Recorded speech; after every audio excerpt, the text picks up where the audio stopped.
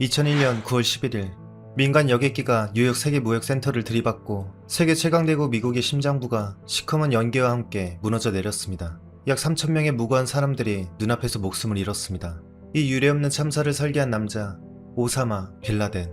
많은 사람들은 생각했습니다. 대체 얼마나 척박한 땅에서 얼마나 지독한 가난을 겪었기에 저렇게 미쳐버린 걸까.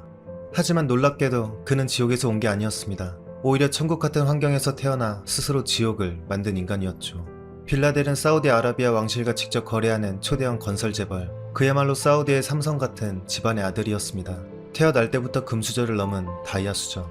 원한다면 평생 호화저택에서 에어컨 바람이나 쐬며 평화롭게 돈만 쓰다 죽어도 되는 인생이었습니다. 그런데 이 부잣집 도련님은 수십 년 뒤 문명과는 동떨어진 차가운 동굴 속에 숨어 카메라를 향해 이렇게 속삭입니다.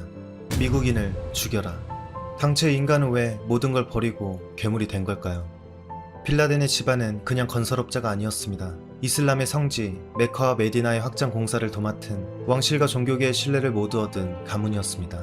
메카에는 전세계 20억 무슬림이 하루 5번 기도할 때마다 바라보는 이슬람 최고의 성지 카바가 있습니다. 무슬림이라면 평생 한 번은 반드시 가야 하는 성지죠. 메디나는 예언자 무함마드가 최초의 이슬람 공동체를 세운 곳이자 그의 무덤이 있는 이슬람 제2의 성지입니다. 이런 가문의 17번째 자녀로 태어난 빌라덴. 남들은 요트 타고 파티할 때 이 청년은 경영학을 공부하고 건설 현장을 누비는 아주 모범적인 부잣집 아들이었습니다. 하지만 그의 인생을 송두리째 바꿀 위험한 멘토가 등장합니다. 팔레스타인 출신의 성직자 압둘라 아잠. 형제들이여, 이슬람의 땅이 짓밟히고 있는데 우리가 여기 앉아 있을 것인가? 외세가 침략하면 전세계 무슬림이 달려가 싸우는 것이 신의 뜻이다. 그의 기가 막힌 연설에 빌라덴의 심장이 불타올랐습니다. 머릿속엔 이미 지하드의 불꽃이 일렁였죠. 하지만 아직은 그 뜨거운 열정을 쏟아부을 전쟁터가 없었습니다.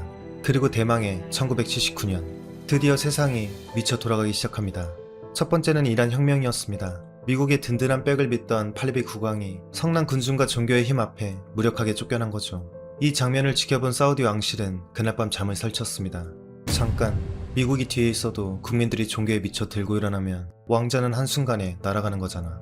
왕실이 느끼기 시작한 이 원초적인 공포, 그건 시작에 불과했습니다. 그해 11월 20일 사우디 왕실의 심장부인 메카 대사원이 그야말로 뚫려버립니다. 새벽 기도를 올리던 수만 명의 순례객 앞에 갑자기 무장 괴한 수백 명이 나타났습니다. 그들은 사전에 대사원 안에 숨겨둔 총과 탄약을 꺼내들고 문을 걸어 잠갔죠. 사우디 왕가는 타락했다. 서양의 돈과 문화에 영혼을 판 죄인들이다. 주동자는 주하이만 아로타이비. 사이비 종교에 심취한 이 광기 어린 집단은 이슬람의 성지를 점령해버린 겁니다. 사우디 왕실은 패닉에 빠졌습니다. 신성한 대사원에서 총을 쏘는 것 자체가 신성 모독인데 그렇다고 그냥 내버려둘 수도 없었죠. 2주 동안 이슬람의 성지는 핏빛 전쟁터로 변했습니다. 결국 군대를 투입해 진압하고 주동자들을 참수하며 사태는 일단락됐지만 왕실의 얼굴은 새파랗게 질려 있었습니다. 이 사건으로 사우디 왕가는 뼈저린 결론을 내립니다. 국민들의 종교적 분노를 정면으로 건드리면 우리는 왕자에서 끌려 내려온다. 그날 이후 사우디 왕실은 보수적인 종교 세력에게 더 많은 돈과 권력을 내줬습니다. 그리고 때마침 국내에 쌓인 종교적 관계를 마음껏 쏟아부을 수 있는 거대한 전쟁터가 문을 엽니다. 아프가니스탄. 1979년 12월 소련이 아프가니스탄을 침공합니다. 당시 아프가니스탄에선 친소련 공산정권과 반군이 충돌하며 나라 전체가 내전으로 무너지고 있었습니다.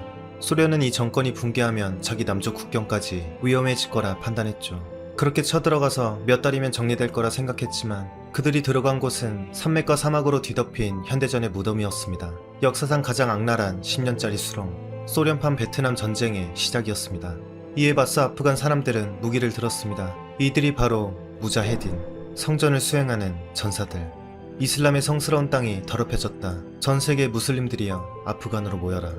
이 구호가 퍼지자 전 세계 젊은 무슬림들이 아프가니스탄으로 몰려들기 시작했습니다.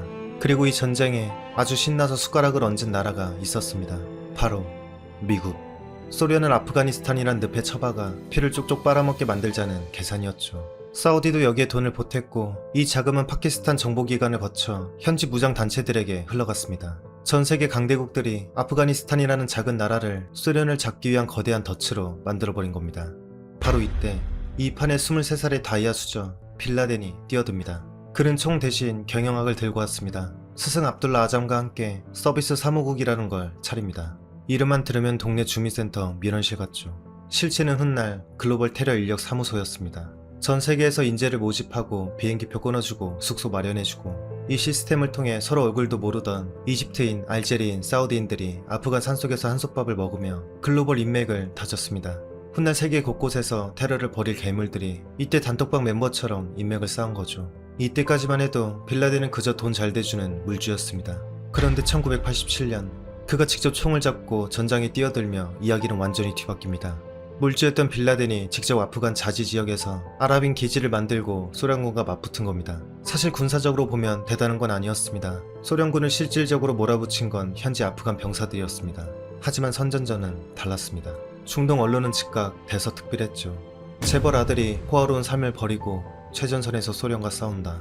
폭격이 쏟아지는 산속 마른 몸으로 총을 든 빌라덴의 사진. 이건 전 세계 젊은이들에게 살아있는 신화가 됐습니다. 그리고 정작 이 신화에 가장 먼저 취한 건 빌라덴 본인이었습니다.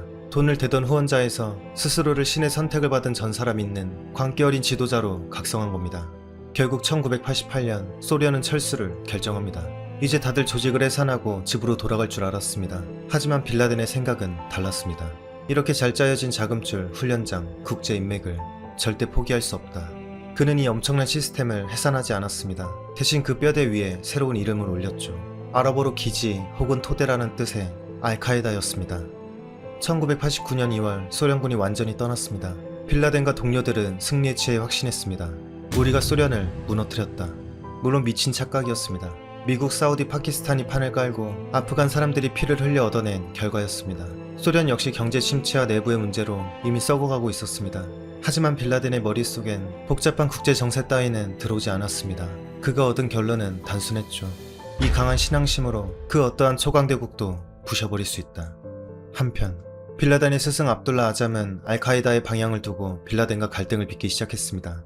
아잠은 우선 아프가니스탄을 안정시키고 팔레스타인 문제에 집중해야 한다고 생각했습니다. 반면 빌라덴은 전사들을 전 세계로 보내 어디서든 싸울 수 있는 조직을 원했습니다. 그리고 1989년 11월 아잠이 두 아들과 함께 차량 폭탄에 의해 살해됩니다. 범인이 누구인지는 지금까지도 명확하게 밝혀지지 않았죠. 하지만 결과적으로 빌라덴을 막아설 가장 강력한 인물이 사라졌고 알카에다는 그렇게 빌라덴의 조직으로 완전히 굳어지기 시작했습니다. 여하튼 전쟁 영웅이 되어 사우디아라비아로 돌아온 빌라덴. 근데 돌아오자마자 1990년 우리가 후세인 편에서 봤던 그 미친 사건이 터집니다. 이라크의 사담 후세인이 쿠웨이트를 침공한 것입니다. 쿠웨이트를 먹어치운 이라크군이 사우디 국경 바로 앞까지 내려오자 사우디 왕가는 공포에 빠졌습니다. 바로 그때 자신감이 대가리 끝까지 차오른 빌라덴이 왕실을 찾아가 말합니다. 미국을 부르지 마십시오. 제가 아프가니스탄 전사들을 모아 사우디아라비아를 지키겠습니다. 한마디로 소련도 이긴 내가 후세인 따위는 가볍게 막아주겠다는 것이었죠. 그런데 사우디 왕실이 보기에 빌라덴의 전사들은 제대로 된 군대가 아니었습니다. 수백 대의 전차와 화학무기를 가진 이라크 정규군을 막아야 하는데 산속에서 게릴라전이나 해본 종교 전사들을 믿는다? 나라를 통째로 도박판에 올리는 미친 짓이었습니다. 그렇게 사우디는 빌라덴의 제안을 거절하고 세계 최강의 군대, 미군을 불러들입니다. 미군 전투기와 병력이 사우디아라비아에 들어오기 시작했는데 이 장면을 본 빌라덴의 머릿속에서 무언가 완전히 뒤틀립니다. 사우디아라비아는 메카와 메디나가 있는 두 성지의 땅이었습니다. 그런데 이 신성한 땅에 기독교 국가 미국의 군대가 들어와 기지를 차린 것입니다. 빌라덴이 보기엔 단순한 군사 동맹이 아니었습니다. 사우디 왕가는 이슬람의 성지를 미국에 팔아넘겼다. 그는 왕실을 공개적으로 비난하기 시작했습니다. 소련은 총을 들고 이슬람 땅을 침략했지만 미국은 왕들의 초대를 받아 더 깊숙이 들어왔다. 이때부터 빌라덴에게 미국은 단순한 외국 군대가 아니라 이슬람 세계를 지배하는 새로운 적이었습니다. 이에 참다 못한 사우디 정부는 1991년 그를 사우디 땅에서 강제 추방합니다. 3년 뒤엔 아예 빌라덴의 시민권을 공식적으로 박탈하고 여권을 무효화해버립니다. 심지어 그 부여했던 빌라덴 가문조차 그를 가문에 수치라며 공개적으로 의절했죠. 모든 것을 잃었다고 생각할 수 있지만 오히려 이때부터 그의 진짜 전쟁이 시작됩니다. 수단으로 건너간 빌라덴은 알카에다를 세계적인 테러 조직으로 키우고 몇 년 뒤 마침내 선언합니다. 미국과 전쟁을 시작한다. 아프가니스탄에서 소련을 향했던 총구가 이제 미국의 심장을 향하기 시작한 것입니다.